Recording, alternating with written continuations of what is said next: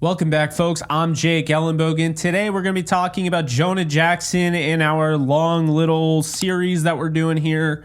Before we dive into it, be sure to like, subscribe, and comment. Also, be sure to follow me on all social media at JKBogen, including Instagram. Let's get started. So, Jonah Jackson, the 27-year-old offensive guard, playing left guard last year, will continue to play left guard for the Rams after signing a 3-year, $51 million deal. That came as a shock to a lot of people. I think once Kevin Dotson was signed, I don't think Rams fans were expecting to see a guard sign, but the Rams went out. They, looked at options potentially. Hey, if Kevin Dotson gets picked up, who is going to be the backup plan? We have to have a backup plan. And the backup plan we found out was Jonah Jackson. Now, Jonah Jackson, they liked so much that after they got Dotson inked, they were like, we got to get Jonah Jackson and bring him in here. So they did that. Tells me a few things, okay? One, they really wanted both guys to be signed to the same amount of time. They wanted 3 years. They're going to have the interior of this offensive line together for the next 3 seasons, okay? Probably Matthew Stafford's last 3 seasons of his career, but we'll see.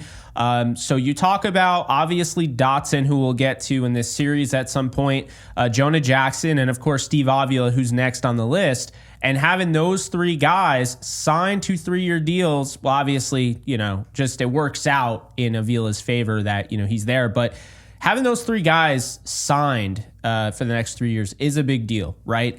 And so you have to ask, Jonah Jackson, what do you make of this guy? Besides the fact that his name is Jackson, the guy next to him on the left side, Alaric Jackson is named Jackson. By the way, if you haven't checked out that video, you can do so below. But look, 6'4", 311 pounds. This is definitely somebody who's an athletic player.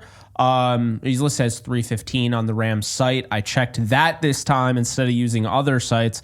Want to always have that in front of me because 285 is not the case on Alaric Jackson. He's actually 345. So a lot of sites are reporting his weight wrong.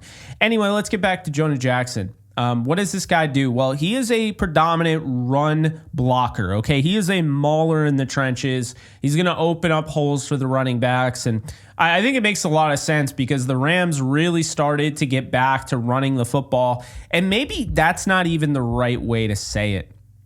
Getting back to running the football would, I guess, kind of make it so the idea is that Sean McVay ran the football a lot, even with Todd Gurley. I disagree. I think they ran it more with Kyren. I think they showed more desire to run the ball, pound the rock with Kyren Williams. Whether that has anything to do with Stafford's age, I don't know. But Kyren Williams was the second best running back in the league. And I'm not even going to get into the whole, I don't care what executives and all these anonymous NFL people have to say about Kyren Williams and how he's not even in the top 10 or whatever, top 15. That's not even something that I care about. Does not matter to me. He was a number 2 running back last year behind only Christian McCaffrey. So my point in bringing this up is that the Rams really started to pound the rock. And you saw it last year against the Baltimore Ravens, who were the best run defense in the league going into that game. The Rams hit them with 8. I think it was 8, but could have been 9 straight runs with Kyren Williams. So it shows their desire, even against the big dogs, even against the heavyweight hitters. It shows the desire to want to run the football. Does not mean they're not going to pass it, but it does show the desire to run it. So with Jonah Jackson last year, he only played 12 games. A little concerning. He's had some injuries. That's the big issue. That was my big issue with signing him to a 3-year, $51 million deal. I was concerned about the injuries. Aside from that, love the deal. Okay. 12 games last year for the Lions. Had 2 penalties. Okay. So that's great. Not bad at all. And he gave up 2 sacks and 24 pressures in those 12 games. Now, keep in mind, 24 pressures and 2 sacks in 12 games instead of playing the 17. So that's not the best. And to be honest with you, he's not out there for pass protection. He is not a great pass protector, although he did not give up a sack in actually a little bit more snaps in 2022. He did not give up a sack, had 26 pressures. And then in 2021, he gave up 4 sacks, had 35 pressures.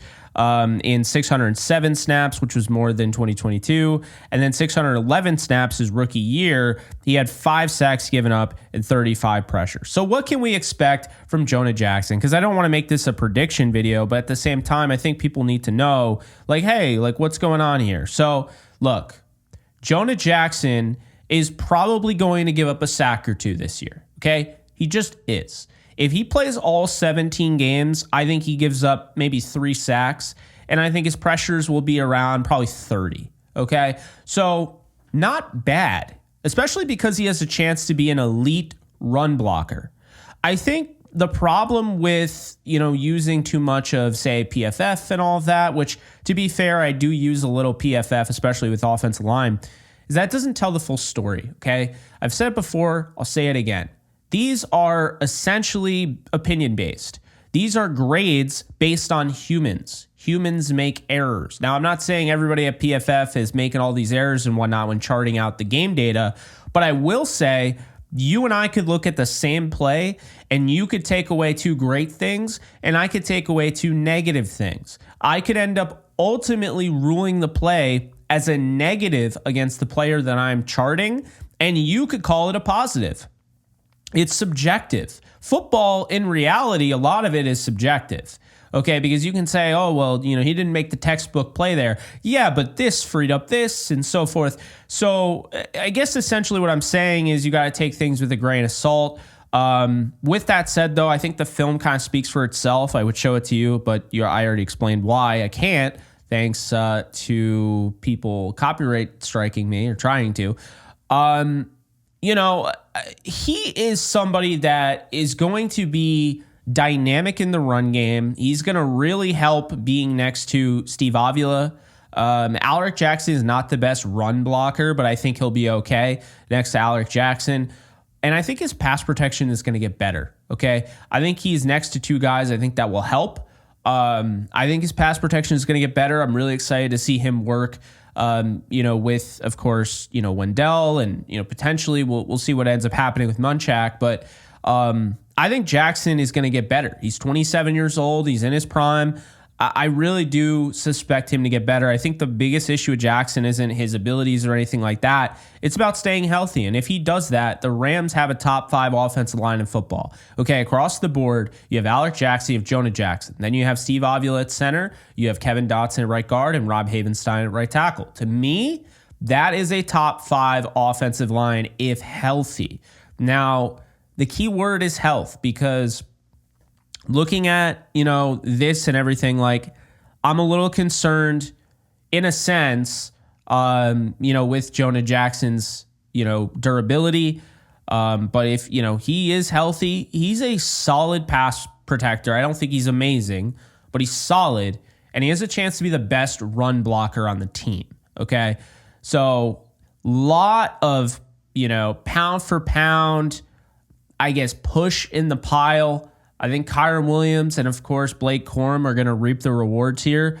But don't assume just because they went out and got Jonah Jackson, they won't be throwing the ball at all. They're definitely going to be throwing it, and they're going to be throwing it quite a bit.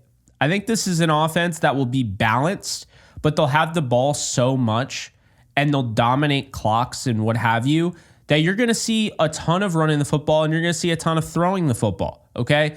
And I think that's something that we kind of have to remember, is that if you're a really, really good offense, you're going to be on the field a lot, okay? And if your defense is okay, at very least, with a really good offense, you're going to put up a lot of points. You're going to move the ball, And so I think we get ourselves into the predicament of, oh, well, this can't work if this is happening. Like, Cooper Kupp can't have these yards if Puka Nacua has these yards and Kyren Williams has. That's not really true. Like, there's no finite amount of yards, okay? If this offense comes out, defense creates turnovers, and the offense can't be stopped, well, I got news for you. There's going to be plenty of stats all across the board. So, Jonah Jackson, 27 years old. He'll be 28 in February, okay? So, they're getting him at a good time.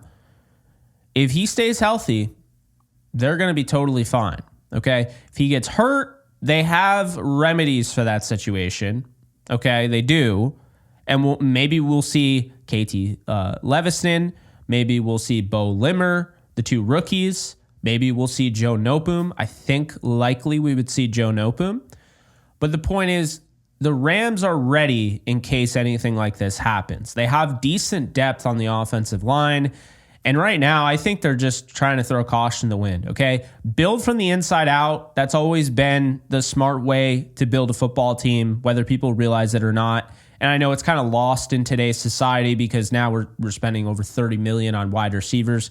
And to be fair, those wide receivers are guys like Tyreek Hill who have speed that literally can turn anything into a touchdown. But at the same time, the smart approach, the thing the Rams did is they're building from inside to outside. And we saw that this offseason. They went back to that. Jonah Jackson spending 18 million on Kevin Dotson. They spent a second-round pick on Steve Avila. They brought back Alaric Jackson, and they've given Rob Havenstein a few extensions. So that investment on the inside to the outside is going to pay dividends, and I'm very excited for it. So those are my thoughts. I think all in all, you can expect a very good season out of Jonah Jackson. I'm not expecting him to play all 17 games. I just don't think that's realistic. He hasn't done that, in a while. So I'm not expecting that. But if he does, I'll be very happy. I think he'll play 15, maybe 14, which, he'll miss like 3 games. And if that's the case, then Noteboom gets an opportunity, or, one of the rookies, or, Warren McClendon Jr. Can't rule him out. So, yeah, those are my thoughts. I'm curious what you guys think about Jonah Jackson. I really like the move. Like I said, injuries are my only concern, okay? Only concern with Jonah Jackson are the injuries. So, guys, if you enjoyed this, be sure to like, subscribe, and comment. Also, be sure to follow me on all social media at JKBogan, including Instagram. And I will see you guys in the next video. Take care, folks. Later. Do you love talking about the Rams, the NFL, or just want to be a part of a community? Join my free Discord server today. We're over 800 members. We got 24/7 live chat, a level 3 boosted server, the ability to call into JE Live, playing online games with us on Kick streams, toggleable alerts for when I go live on YouTube or Kick so you don't miss a live stream, and exclusive giveaways. Click the link in the description, the comments section, or the link that comes up in the video to learn more and join today.